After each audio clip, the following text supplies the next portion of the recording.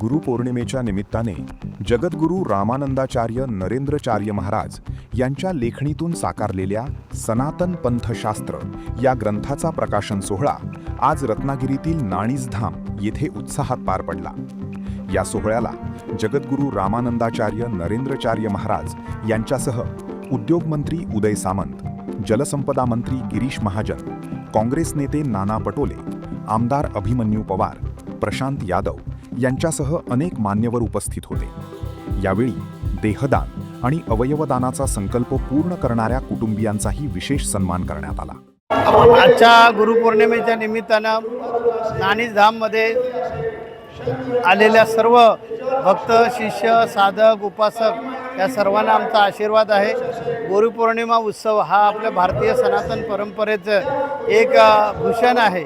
गुरूंच्या ठायी कृतज्ञता व्यक्त करण्यासाठी अनेक अंतरावरून किंवा दुरून लोक येत असतात। भारत देशातून आज वेगळ्या राज्यातील आमचे जे अनुयायी आहेत, भक्तगण आहेत, साधक आहेत, शिष्य आहेत, ते या ठिकाणी आलेले आहेत। एवढा मुसळधार पाऊस आहे तरीसुद्धा त्याची तमा न बाळगता, वरून पाऊस पडतो आणि खाली पूजा चालू आहे तरीसुद्धा त्याची तमा न बाळगता गुरूंवरची जी निष्ठा आहे, गुरूंवरचं प्रेम आहे, आमच्यावर त्यांचं नक्की प्रेम आहे। आणि त्यामुळे आम्ही जे काही समाजाच्या सेवेसाठी वेगवेगळ्या प्रकारचे उपक्रम जे राबवतो, त्या उपक्रमाला भरभरून जो प्रतिसाद मिळतो त्याचं कारणच आहे ह्या भक्तांचं प्रेम आहे। आणि तेच प्रेम पुन्हा देण्यासाठी आज गुरुपौर्णिमेच्या निमित्तानं ते इथे लाखोच्या संख्येनं आलेले आहेत। अगदी जम्मू काश्मीरपासून खाली केरळपर्यंत आणि इकडे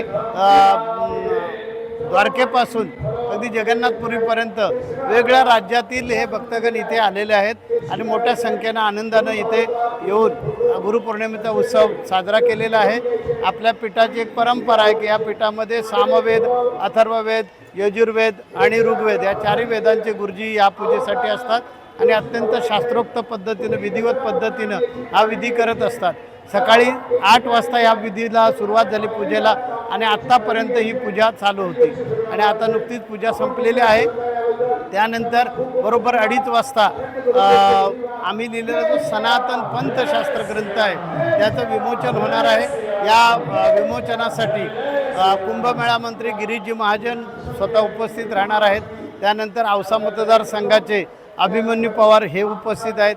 आमचे जे शिष्य आहेत नाना पटोले हे सुद्धा या कार्यक्रमासाठी आलेले आहेत आणि आमचे पालकमंत्री उदयजी सामंत हे सुद्धा या कार्यक्रमासाठी येणार आहेत। त्यानंतर राजापूर मतदारसंघाचे आमदार भैयाशेठ सामंत हे सुद्धा या कार्यक्रमाला उपस्थित राहणार आहेत। त्याचबरोबर सिंधुदुर्ग जिल्ह्यामधून जे सभेवर गेलेल्या विधान परिषदेवर गेलेले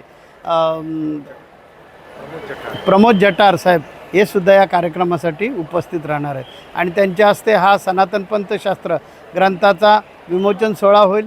त्यानंतर 226 कुटुंबांनी आतापर्यंत बॉडी डोनेट केलेली आहे आपल्या नातेवाईकांची, त्यांचा सन्मान केला जाईल।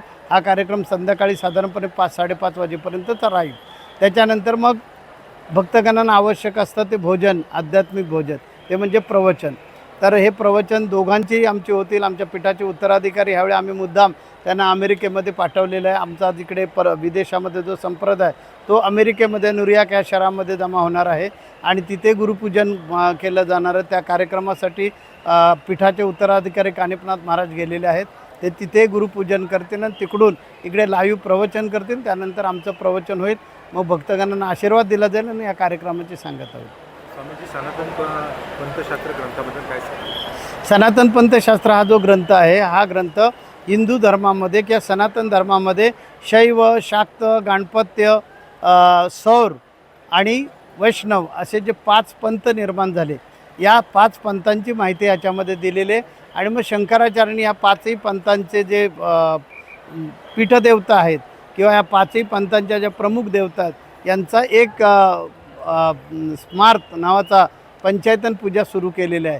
त्याच्याबद्दलची माहिती या ग्रंथामध्ये दिलेली आहे की अन्य धर्मामध्ये उदाहरणार्थ शिया, सुन्नी किंवा आणखीन काही ख्रिश्चनांचा धर्म आहे, कॅथॉलिक, प्रोटेस्टंट, यांच्यामध्ये आपसामध्ये म्हणजे फारसं ते जेवढं हे पाहिजे असतं, बंधुभाव पाहिजे असतो तेवढा दिसत नाही। परंतु आमच्या वैदिक सनातन धर्माचं हे वैशिष्ट्य आहे की शैव, वैष्णव, शाक्त, गणपत्य, सौरपंथीय हे सर्वजण एकत्र येतात. का तर आमची उपासना पद्धती एकमेकांच्या विरोधात नाही. आणि तेच शंकराचार्यांनी, भगवान आद्य जगद्गुरू शंकराचार्यांनी तेच सांगितलं की पंचायतन पूजा ही पद्धती सुरू करून त्या पंचायतन पूजेतून सांगितलेलं आहे की हे पाची पंथ जरी वेगवेगळ्या उपासना पद्धती वेगवेगळ्या असल्या तरी एकाच परमात्म्याची ते उपासना करतात, असा संदेश त्यांनी दिलेला आहे. आणि ती माहिती सनातनी लोकांना झाली पाहिजे, हा आमचा उद्देश होता.